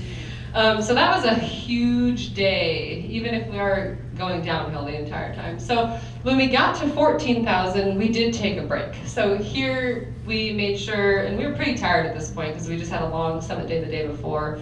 We'd just come down from 17K. So we fired up our stoves, we made more water, we ate a bunch of food. Nicole's seen taking a nap there. And we waited for a few hours until it's gonna get 6 p.m. And the reason we did that was because the lower glacier, as I mentioned before, is pretty heavily crevassed, and it's smart to travel those areas when it's the coldest. And so you want to travel at night. You're less likely to fall into a crevasse at that time, have these snow bridges collapse. So we waited till the evening, fueled up, and then we headed out of camp at that time. All right, we're almost done with our slideshow, guys, I promise. So the Land of the Midnight Sun. This was one of my favorite days. Like Marcelle said, we spent 19 hours. Part of that was refueling, repacking, and taking a quick 20-minute cat nap. But we got to watch the sun set at 2 a.m. on the hill on the glacier, and then we got to watch it rise at about 3 a.m. And it was pure quiet except for these giant avalanches coming down thousands of feet. It was perfectly silent and beautiful, and it was also really surreal because, like she said, we spent all of this time working so hard to get up this giant mountain, suffering and fighting to get up there, and now we're just gliding down it in a few hours, and sometimes getting views that we never had the whole time. This section right here only had been in a pure whiteout. We had never actually seen the Kahiltna Glacier there. So that was really, really cool. We actually did think about stopping and camping at Camp 1 for a little while and then moving on because it was such a long day after a summit day, after getting to 17K. We're just totally exhausted. But our feet, we couldn't ski down because it was so late. It was all hard packed and icy, and our sleds were swinging past us, and everything was tracked out, and it just really wasn't, nobody was skiing down. It wasn't skiable at that point. So we had to take our ski boots and just hit this solid snow like marble, and our feet swelled up, lost toenails, got blisters, and we realized that if we stopped at Camp 1 and we took our boots off and we slept, we would not be able to get them back on in the morning. So we just kept going, and we arrived at base camp at about 4 o'clock in the morning. And Here we are. Yeah, here's our pro. We buried almost 4 weeks ago. Everybody's getting ready to go home. Yeah, and sometimes you end up stuck at base camp for days. When our friend Tony left in that bad weather and everybody just ditched us on the mountain, he was number 82 to fly out. I think he had to wait about 5 days to fly out. So a lot of people had to wait a long time. We were really lucky. We got down in one day from the top, totally exhausted, landed at 4 a.m. here, woke up at 8 a.m., told them we wanted to fly out, and by 10:30 we were off of the glacier. So pretty awesome that we got to fly out so quickly. So flying off the glacier was just total sensory overload. We've been seeing pretty much just white for a month, and then all of a sudden there's just green grass and rivers. So that was pretty surreal and kind of also just like an emotional moment flying off there. And then adjusting back to normal life is something that we kind of want to talk about too. And it does surprise me how many people in the community understand how difficult that is. And I think it's because a lot of people in this community have done a lot of trips where they're isolated out in the wilderness for a long period of time. So it did surprise me how many people did understand how we felt.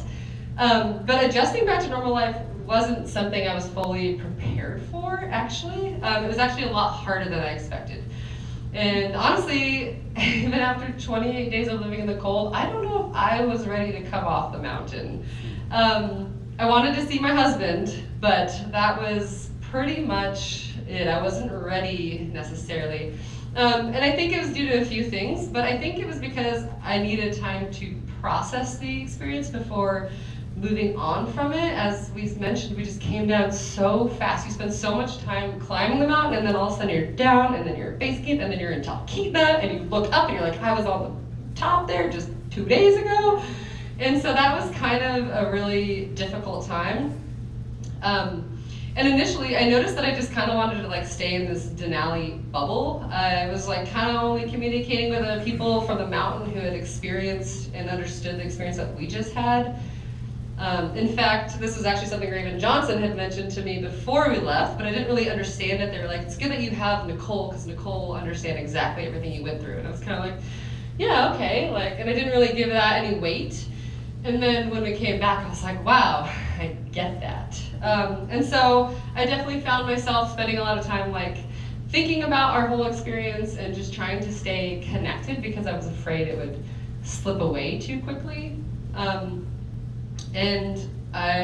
Just getting back to real life and being surrounded by technology and problems that seemed trivial, it was just an interesting kind of dynamic. But obviously, as days passed, it all began to become a lot more easy, and I actually journaled a lot, and that actually helped as well. And for me, I was super excited to get off the mountain.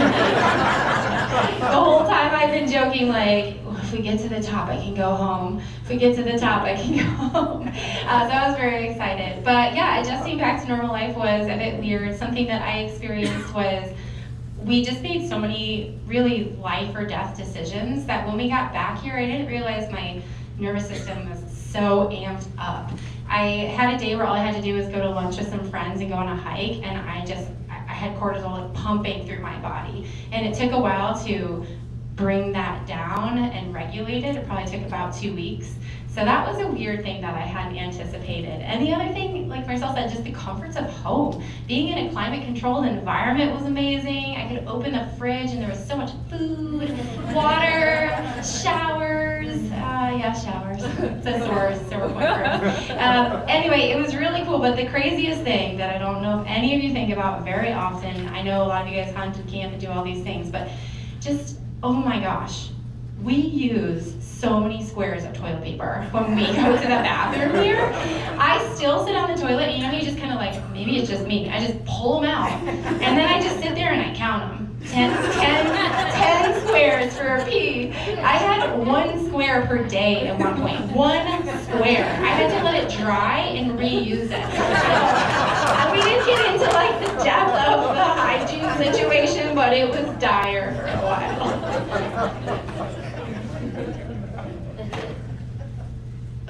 I went backwards. Okay, so just a little reflection here, and I want to say it all right, so I probably will use my notes for this. You think I'd be better with a microphone working on the boats, but I'm not. All right, so I think one of the biggest takeaways for me was just how lucky I am to have a friend to do this with, an adventure partner.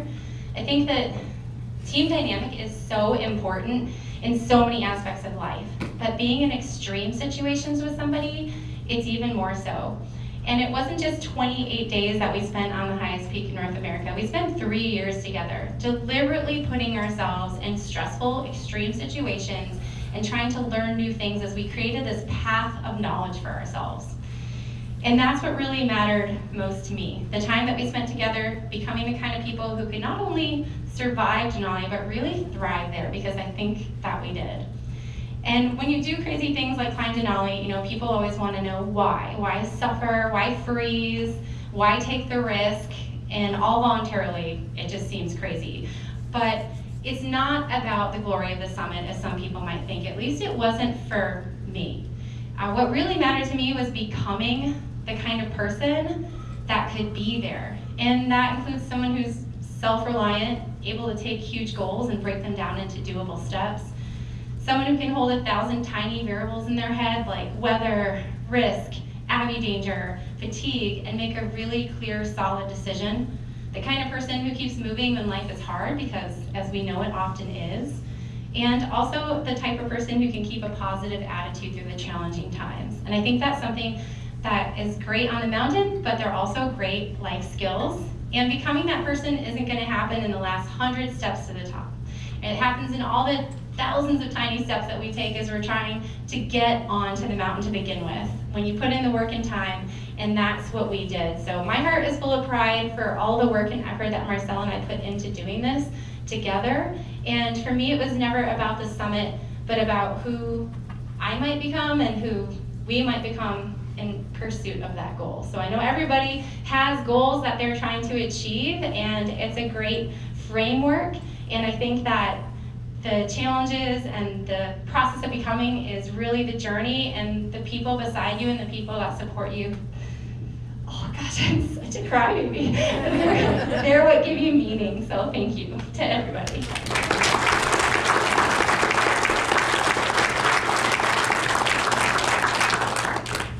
So, like Nicole, the friendship that we have is definitely the most valuable part of the experience for me. But unlike Nicole, I'd be lying if I said I didn't care about the summit. So I think I kind of was trying to prove something to myself initially. For most of my life, I believed I wasn't good enough in many aspects of my life. And then in the outdoors specifically, I've watched people live the kind of adventurous life that I wanted, but I was unsure if I was capable of it myself, but wanted those incredible experiences as well. So saying yes to the unknown, to discomfort, to believing in myself, was what Denali was really about for me. And it was Nicole who taught me to just say yes. Saying yes alongside a partner who believed in us made one of my greatest dreams a reality. And it's not just this. Nicole's just says yes to absolutely everything, and I've learned that from her a long time ago, and it's changed my life in a lot of different ways, actually. So it turns out Denali wasn't about the summit or proving that I was good enough to myself, although initially that was totally at the core of my motivation for the climb. But I often say that we, as humans, are far more capable than we allow ourselves to believe. And I realize now that perhaps that can include myself as well. And maybe I don't need to climb the tallest peak in North America to prove that to myself. But what it became and what it's truly about is this unexpected connection and the gift of being fully present. On Denali, I felt stripped down to something much more simple, and I really loved it. Effort, friendship, and trust. So for 28 days on the mountain, we laughed, we struggled, we had scary moments, we had fear and joy. We had amazing experiences that I'll never forget. We made many difficult, but practically all good decisions together.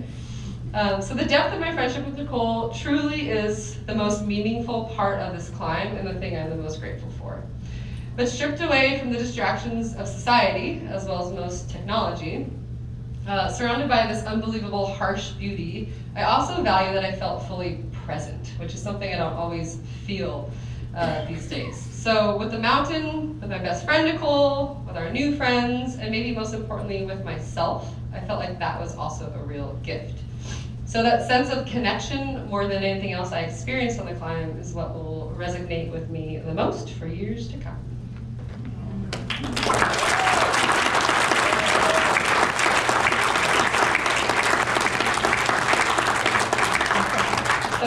thank you for sitting through our very long presentation. We really appreciate you guys. We've mentioned it multiple times, but the support of the community has been absolutely amazing. And now we're just going to open it up to any questions that you might have. And then also feel free to like get up and go and leave and any of those things. That's not going to hurt our feelings for this questions part. And then also we have a lot of our gear and our tent. If you want to climb into our little vestibule, feel free to. Please don't climb into the actual tent or get into my sleeping bag. You wouldn't want to, it stinks. But yeah. You're showered. Shower. Yeah, the shower. I think I have to tell that story. So when we got to Talkeetna, we were so excited to take a shower. But hair was greasy from not just the tip, like the tip to the tip. It was so disgusting. And Marcelle was like, oh yeah, you can take a shower, no problem. So I hopped in the shower, I'm showering and rinsing my hair upside down, every which way. I washed it 6 times. And then I'm wrapped in a towel, lying on a bed, feeling so good. And I hear Marcelle, did you have hot water? And I'm like, oh my gosh, she never got hot water. For my very first shower in a month. Yeah, so I still owe her. When we hang out and I'm like, you can shower first. She's like, this is not the one. This is Not making up for it, but love her regardless. How'd you guys keep all your gear charged, your phones and your inReach and everything else? Yeah, so Steve just asked how we keep everything charged, and that's actually a good question, and I did not think this would work as well as it did, but this is our little solar charger, and even though it's not like we had sunny days all the time, it would still charge really well through the clouds. And so we didn't bring it, but we had a little battery pack, and so we would charge our inReach, our phone, with this battery pack, and then we charge that battery pack on that solar charger as well. And it even would work in our vestibule. So it was hanging in our vestibule and it would still charge. I thought was pretty impressive. Yes, You were Chrissy. stuck at camp for 17 days. Did you have to go to your cache to get more food to bring it down? Or When we were stuck at camp 14K, yeah, Camp 3 for 17 days, did we have to go get food? We hadn't buried any food up high that we needed. We buried some gross mountain houses up there that we don't like to eat, but we had buried toilet paper up there, and it almost got to that point, and if Tony hadn't left us toilet paper, we might have had to go make a run for it.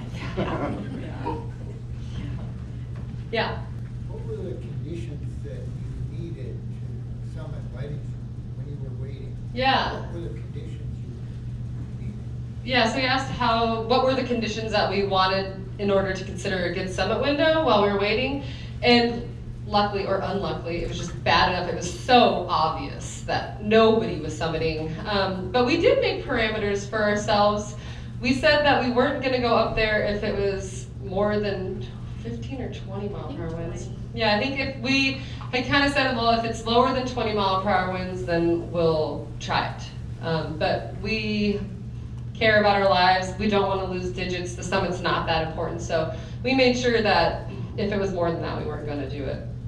And then as far as cold goes, I mean, it was cold the whole time. So yeah, there wasn't like a specific temperature that we were But it using. was just say that it was blowing.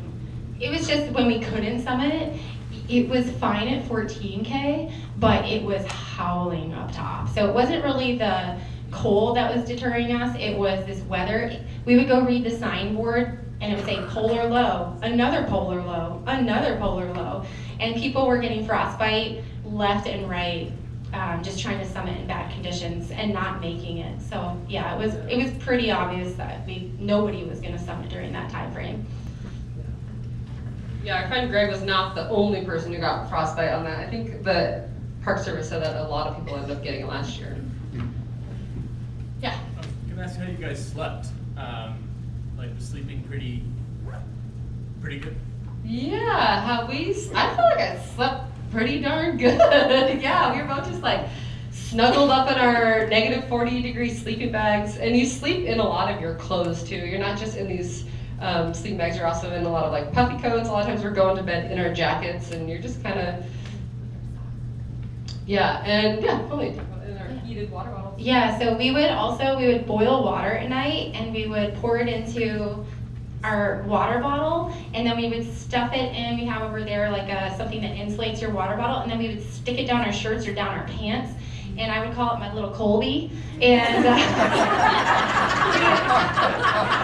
hers is obviously a little Rodney. We call them our hot boys, and we'd be like, "Ooh, bring me my hot boys!" And then also the crazy part is you're sleeping with all your clothes. It's the only way to dry anything out. It's so cold. So like literally wake up in the morning, you're like, ew, gross sock number 1, gross sock number 2. And then it's like your liners for your boots, because otherwise you can't get those on. You're dirty, everything dirty. We just smelled like dirt. It was disgusting. Good question. Did any group have some equipment that you wish you had had? Any equipment that you saw from other groups that you wish that you had had up there? We have discussed what we would do differently, and there's only one thing that we didn't bring that we would have brought, and that's an air freshener. Yeah, I remember specifically being like, it was like an aha moment. I was like, oh my God, if we ever do this again, bring a car freshener, I'm just gonna dangle it in our tent. But like, no, it doesn't even matter. Everyone stinks, and it's like, you get used to the smell. I never once was like, oh, Nicole, you stink today. Yeah, I don't know, there's not really, and we were discussing this before, we're really proud of how much work we put into it in the planning, because there's not really something we look back and we're like, man, I would have done that different, or like that piece of gear I would have done, or like, I'm not saying it was a perfect climb by any means, but like, there's not much we would have changed.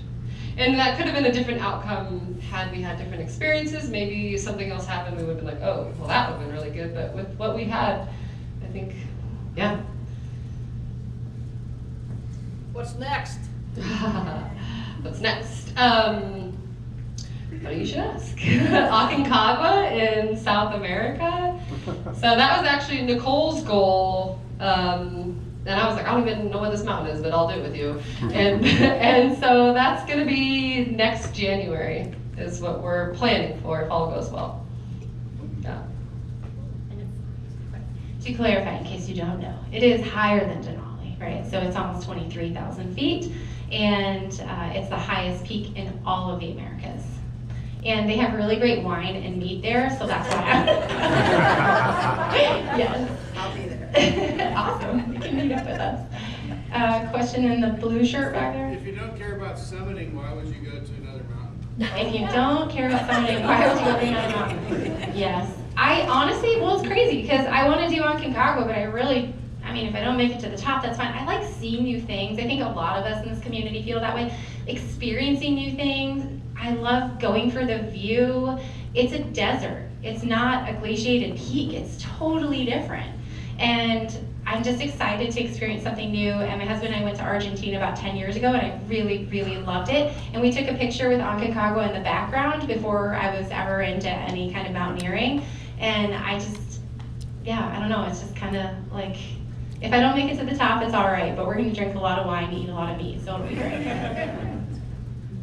Yes, Mark? You know, being up there, no heater, the idea of cold panic, where you start to get cold, did you have that experience like cold panic where like, how am I gonna get warm again? Well, I definitely had it, and I'll pass it to you too. So mine was coming off the summit. It was really bad. We're really good at cold management because we get to live in Alaska and practice it. And we keep, I always have hot hands. I've got extra mitts here. Everything's accessible. I'm always preventatively taking care of that cold management, not waiting until I get too cold, except the day we came off the summit. Long day, we get off Pig Hill, we're standing at the base of Pig Hill, and we really haven't stopped for snacks or water. It's the only day we really did not hydrate well. And as Marcelle said, hydration is so important for even hypothermia. And I'm digging in my pack to try to get some snacks and get my water bottle. And I think we were there for like 5 minutes, and it's late in the day. Now it's 7, 8, maybe 8 p.m. And I just felt my entire core temperature, like, I don't know how to explain it, just fell out of me. And I just felt everything just like starting to like freeze in and crystallize. And I freaked out because I knew like we have to get off this mountain. We're at 19,500 feet. Like sometimes helicopters can't even get up there. I have to walk myself down this mountain. And Marcelle, luckily, I was like, oh my gosh. And Marcelle, because we know each other so well too, she knows what to look out for me. She knows I take good care of myself, but she can also tell when something's going wrong. And so she luckily still had fine motor skills. And so she got out, I think it was her puffy pants, and zipped them around me while I stood there shaking because I couldn't even zip the zip. And that's how quickly it happens. And then we walked down the mountain like this.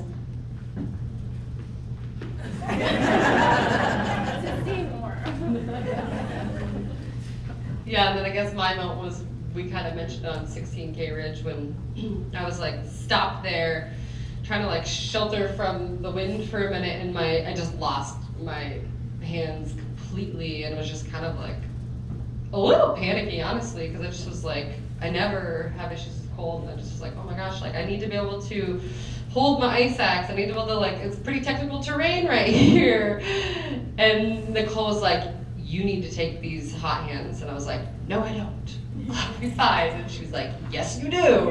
And like, thank God, because my hands were absolutely worthless. And so having those hot hands was huge. And having a partner who knows what you need when you don't always know what you need. Are you talking about hot hands, like what we just use all the time? Yeah, how many did you bring? 25. She brought 25, which is a lot of weight, and we decided that for the next mountain, we might invest in like battery, like, yeah, stuff that's battery operated that we would just charge. Like that would probably save us weight. These are polar expedition mitts, which you're welcome to put on. There's even an old hot hand in it. These do not even keep my hands warm. Like, these are what people use on like 8,000 meter peaks. They're the best ones you can get, and they don't even keep my hands warm. Yeah, so if any of you do have questions about cold management, because that's something you struggle with, you're like, well, I can't climb because of that, like talk to Nicole, because she does deal with cold management really well.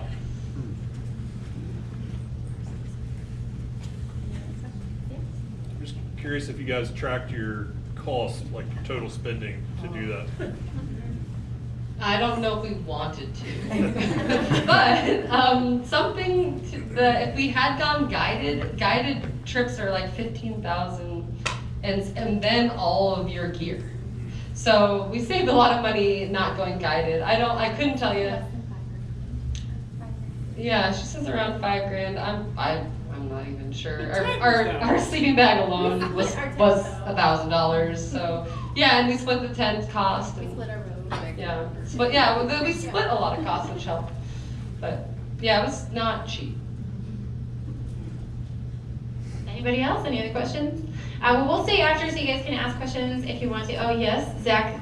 What was your favorite calorie like mega goodie? I think Pop-Tarts. Oh yeah, we really liked Pop-Tarts Which I never and pancakes, and I was really into mango sticky rice up there, which I don't understand. Yeah, it like comes in the backpacker pouch thing. That was really good. But the snacks, so all day long, you eat breakfast, you eat dinner, those are like meals, and all day long, you just eat candy. All day long, you just eat candy. It's so amazing. It's so awesome. So for the candy, what we realized is apparently I hate nuts. I packed so many pounds of nuts, I wouldn't touch them. But at altitude, everything changes, and we both loved the cookies, or those like famous Amos cookies, or those little circular cookies. Oh my gosh, they were so delicious. And extra toasty Cheez-Its, if you haven't had those are amazing. Yeah, no, I'm gonna stick with Pop-Tarts and Grandma's cookies. I would wake up at like 2 o'clock in the morning every night and eat them. And yeah, I couldn't get enough of it. What was your first meal after you got down? Our first meal was steak and salad, and it was so nice to eat greens. Just to have, I mean, as fresh as you can have in Alaska, I guess, but yeah. Something that we didn't talk about that I'll just mention briefly is when we were up there, I completely lost my appetite, so I was really jealous of Marcelle because she could eat, and you need to eat to have power to do the things you need to do. So if you're not eating, you're not powerful, and that's where I was. I ended up losing 10 pounds on the mountain, in probably just the last week, just from not being able to eat. Like chewing sucked, and I love food. And Eddie, she would hand me like a piece of salami, and I'd take 2 chews and be like, this is too chewy. It just initiated a gag reflex for me. And that was something I kind of battled the whole time, but the last week was really the worst. So all I could eat the last week was candy, and then I burnt all of my tongue off, like from candy. I didn't even know that was possible. So that was gross. Josh, did you have a question? So in the people that you met, you talked about getting tired of your food. Is this something that people just kind of swap meals back and forth to? Did people swap meals? I don't think people were willing to swap meals too much until they were gonna leave or something, you know, and then they would leave you everything. I was really mad at one point because our friend Wyatt went down and he left us a bunch of stuff, and you're kind of excited, but you also have to pack all that stuff down, so like, you don't really want everyone's garbage. And he gave us a freaking salt grinder, like a glass salt grinder. I was so angry that I had to pack this thing down. And like a full hot sauce like thing, and Nicole was just like pissed. She's like, I know I can't offload this on anyone. He did feel really bad, but still. The guy who ate his fish. That was the person we didn't share the fish with, so he deserved it.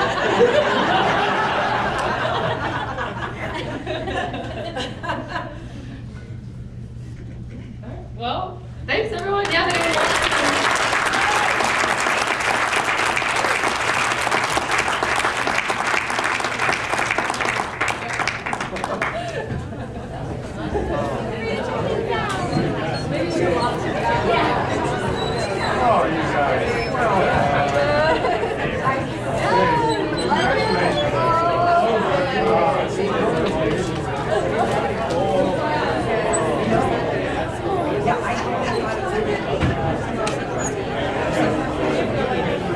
Yeah. A couple little snags. Yeah, I go a little rough. Yeah. Well, and then the camera overheated a couple times, so I was going to turn off and turn it back on. Yeah, so it dropped out for a couple seconds. What would be the ideal setup?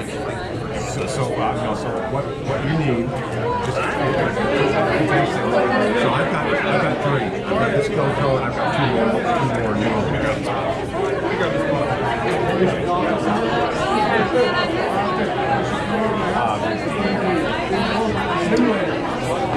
So you want to be able to, like, if the camera overheats, you want to fade to the other camera. So you want to have 2 cameras basically set up. It's your primary, your spot. Yeah. Your primary cameras. So you got that backed up. So you switch back and forth. And you want to have your running camera just going to record. So you can Fail safe. From an alternate angle. It catches everything. I only fucked up one. It doesn't matter what you for quick and dirty uploading, it's even harder. It's nice to have the audio plugged in.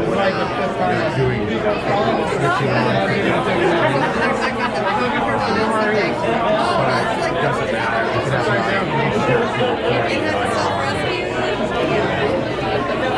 I mean, that's all they talk editing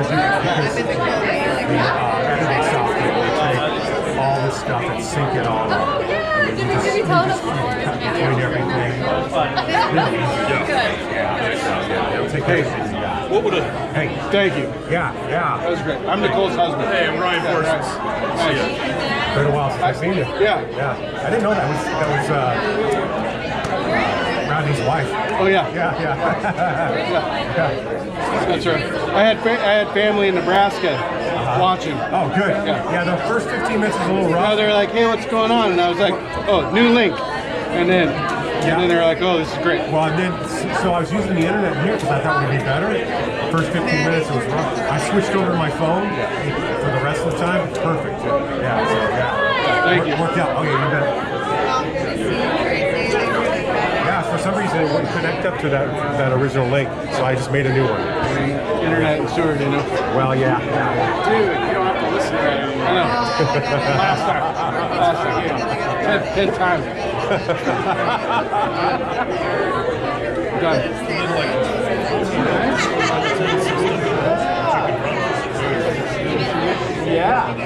Well, yeah, so you want a box because you don't want to run DAW, but you want to have an actual HDMI card. So I've got a 2-port card. I really have a 4-port card. They're not very expensive, but you need the box. So an i9 with 64 gigs of memory and a decent NVIDIA card. A couple $1,000. A couple monitors, so you can have some, stuff on it in front of you. Like I said, a couple cameras, so something happens with one, you can switch to the other one, at least a couple. And then you want to have the HDMI cameras to go from wherever your cameras are to the box. And then, you want how much it is. Or no.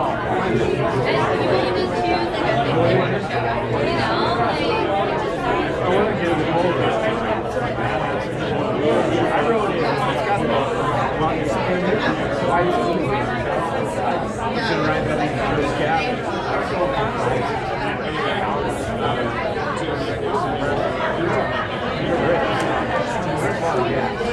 You should do